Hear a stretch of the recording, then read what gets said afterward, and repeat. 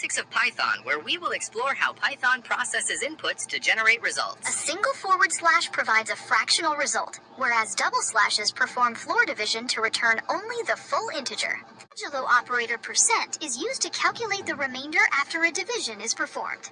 Dividing by zero is mathematically impossible. Doing so will cause Python to raise a zero division error. Function is used to display data directly onto your screen. Python supports various data types, such as strings, integers, and floats, which you can verify using the type function. Data type is used for numbers that contain a decimal point, such as 10.5. Defining strings, you can use either single or double quotes, provided that you follow proper nesting rules. Boolean logic operates on true or false values, which helps in evaluating conditions. Data type is used for numbers that contain a decimal point, such as 10.5. Presents a whole number without any fractional or decimal components.